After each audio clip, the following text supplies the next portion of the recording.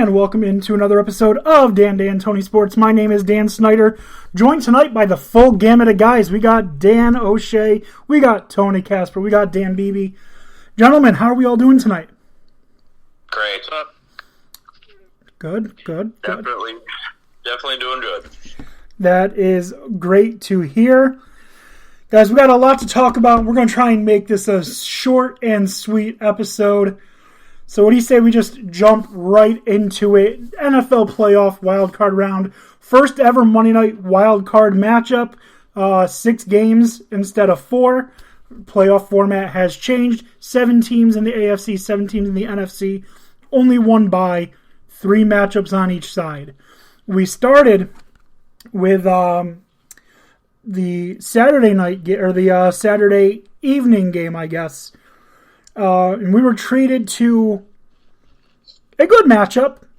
But as you're going to see, as I've been harping on all season, the theme of this weekend was referees. We're going to start with it, get to it in the middle, and end with referees. And you'll see why. The first matchup was the Raiders and the Bengals. And, oh my God, referees. Horrible refereeing. First, we'll just go over the score and some of the highlights. Bengals win 26-19 behind Joe Burrow's 244 yards, 2 touchdowns. Joe Mixon with a 17-carry, 48-yard night. A little bit of a disappointment for him. Jamar Chase, 9 receptions, 116 yards. On the other side, we had Derek Carr, 310 passing yards.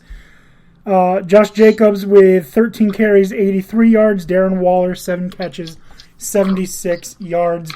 Were your stat leaders in the categories. Started out very sloppy. Both teams, I think, came in with different game plans, and the Raiders started off very sloppy.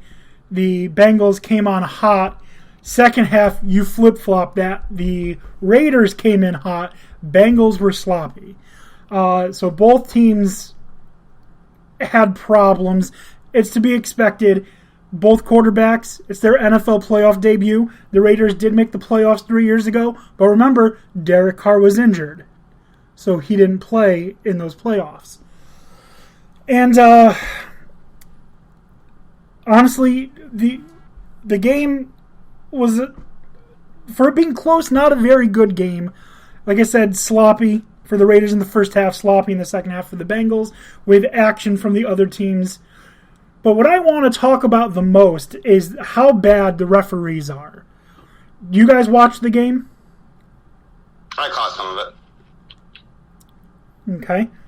Yeah, I caught the second half of it. Okay. And I definitely saw the play, that the whistle heard around the world.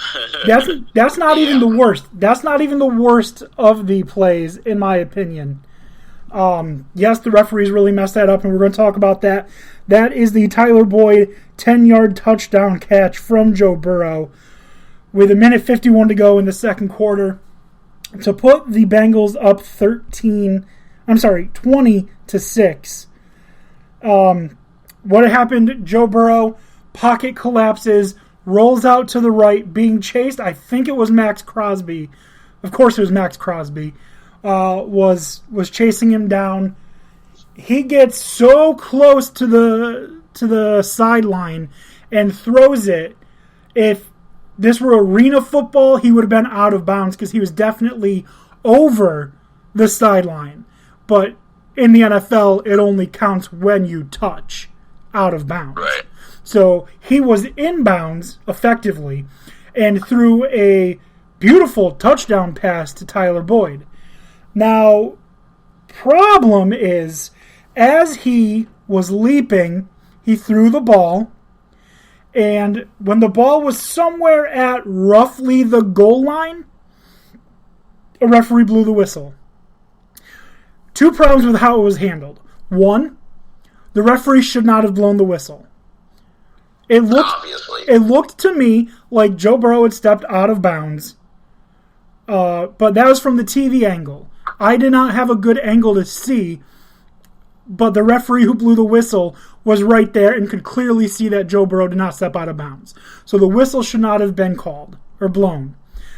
Now, the call got blown because even if it's an accidental whistle, the play, by rule, the play is to be stopped, does not count, and you replay the play. The officials met for somewhere between 45 seconds and a minute and then determined it was a touchdown. The officials later said that they had determined that the whistle was blown after the ball had been caught, and the play that was the whistle that ended the play. Replay shows that that was not correct. No, they're straight up like gaslighting us on this. I mean, like watching the play, I don't think the whistle affected anything. I mean, it looked like wide open. It looked like the corner that was there pulled up a little bit. I don't think, but I still think it would have been a touchdown. The whistle came in as the ball was already halfway to Boyd, and he was wide open. So I'm fine with them keeping that as a touchdown, but don't lie about it. Like, I get that that's technically the rule is that they have to replay the down, but if you're gonna go with it being a touchdown, then just say later on that you screwed up. Don't say that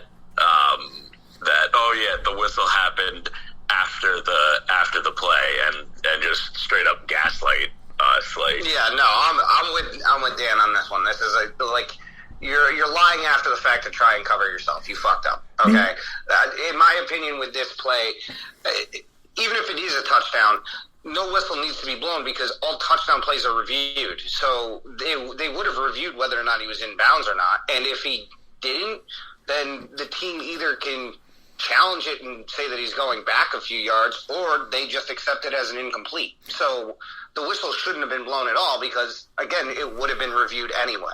Right.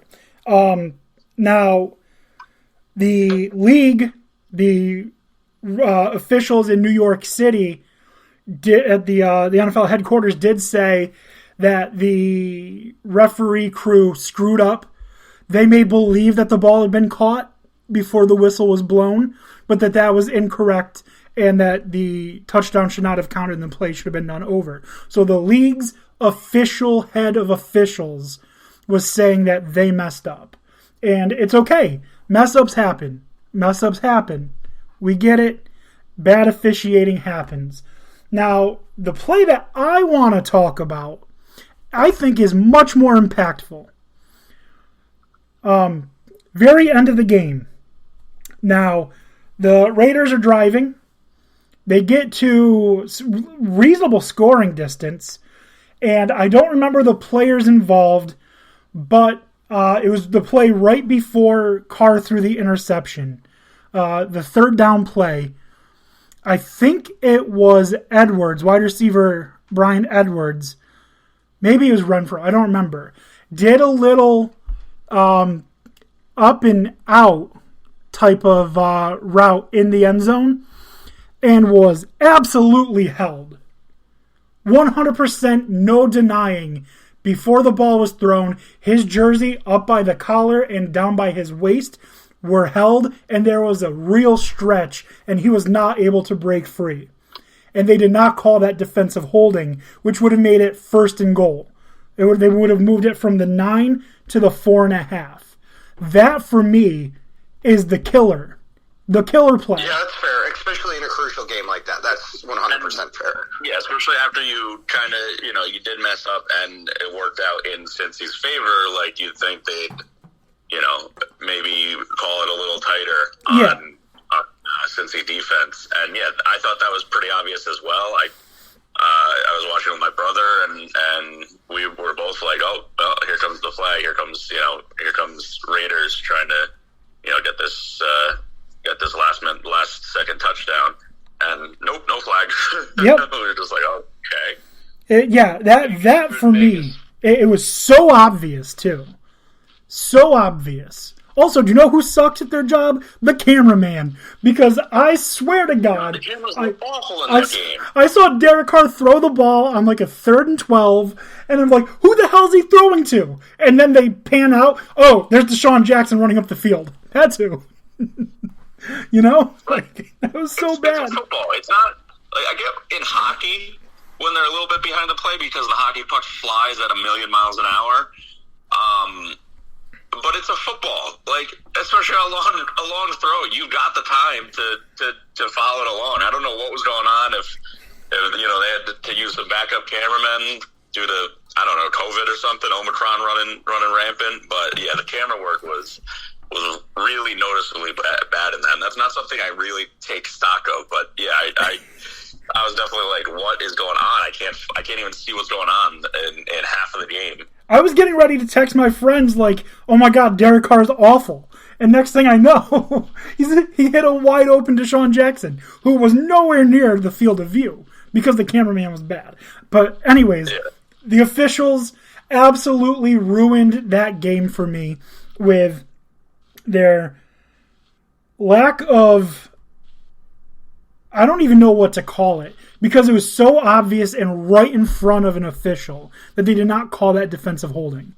Probably the biggest fuck-up of the playoffs by the referees. Yeah, as far as total is concerned, yeah, I will say that. And I also, I mean, it wasn't a pretty game, but to me, it was a good playoff game played by two teams that it was enjoyable when I was watching it because it was two teams that were surprised to be there, happy to be there, and you could see they were playing with nerves, and it was a close game, which is more than we can say from a lot of the other games that were played this weekend. Mm-hmm. I'm going to be honest. If I had only started watching midway through the third quarter, I probably would have thought it was a good game. But I watched the whole game, and I was bored for most of it, honestly. I did not find much enjoyment out of it. I mean, let's be honest. Nobody really... Cincinnati, it's a great story for them, but no one really thought that the Raiders were going to make it there, considering half of their team was arrested during the season.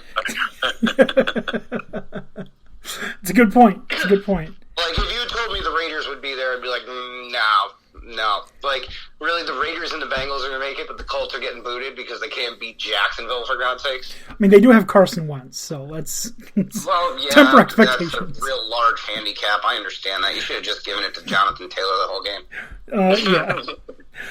But yeah, Cincinnati, Las Vegas, 26-19, Cincinnati moves on. We'll talk about this later, but they play Tennessee coming up next week. Now we're going to move on to what's being called the dildo game. And that is because the Buffalo Bills have a tradition of throwing dildos on the field when the Patriots come to play. The Buffalo Bills. If you notice, they typically do it when they're playing the Patriots if the Patriots score. I'm pretty sure. Yeah. Pretty sure they've done it for the Jets and the Dolphins as well, but it's definitely during the Patriots games. Oh, definitely when the Patriots score, but I think it's a divisional thing. You're probably right. Yeah, it's definitely the most enjoyable when they do it to the Patriots, when they're absolutely dominating the Patriots, I'll say that. Yeah, so I just want to look at the team stats